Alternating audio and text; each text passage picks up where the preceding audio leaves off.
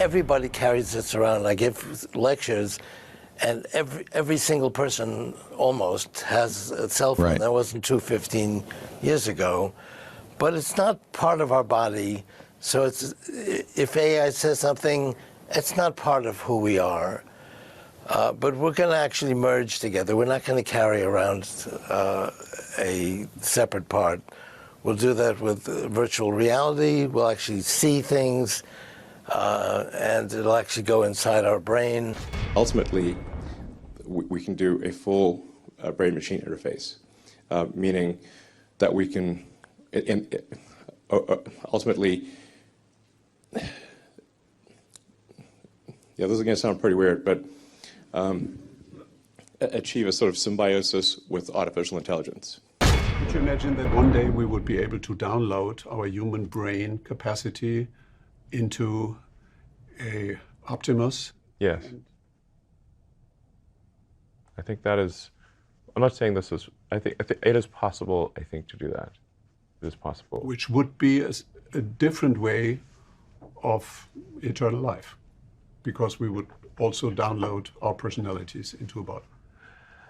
Yes, we could download the things that we believe make ourselves unique. Now, of course, if you're not in a body anymore, that there's definitely going to be some difference there, you know. So, but as far as preserving our memories, our personality, if you will, I think we could do that.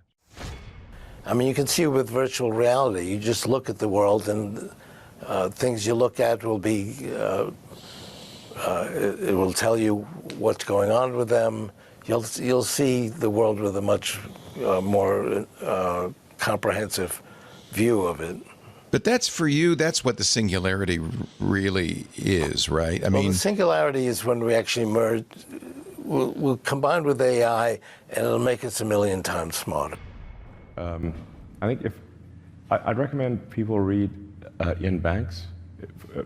The Banks culture books are probably the best envisioning, in fact, not probably, they're definitely by far the best envisioning of an AI future. There's nothing even close. So I'd really recommend Banks. I'm a very big fan. All his books are good. There's not say which one, all of them. So that'll give you a sense of what is I guess, a fairly utopian or protopian future with AI. I mean, we definitely are venturing into deep sci-fi here. If people are interested in some sci-fi book recommendations, I would recommend Ian Banks, the culture books. And Ian Banks actually does have this concept of a neural lace, where there's all the humans have like a neural, sort of a kind of a neural link or neural lace throughout their brain. And so, if somebody dies, their memories are being dynamically uploaded to the cloud or whatever the internet is in the future, and they can reinstantiate into a human body if they want. Or they can live in simulation, which we might be in right now. So when you have sort of the advent of superintelligence, it is actually very difficult to predict what will happen next. So I think there's some chance that it will end humanity. I think that's, like I said, I would probably agree with Jeff Hinton that it's about, I don't know, 10% or 20% or something like that.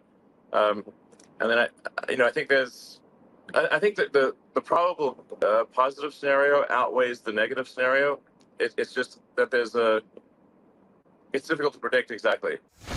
I think hopefully we can have an outcome that is perhaps similar to the Ian Banks culture books, which is, I think, probably the best envisioning of a semi-utopian AI future.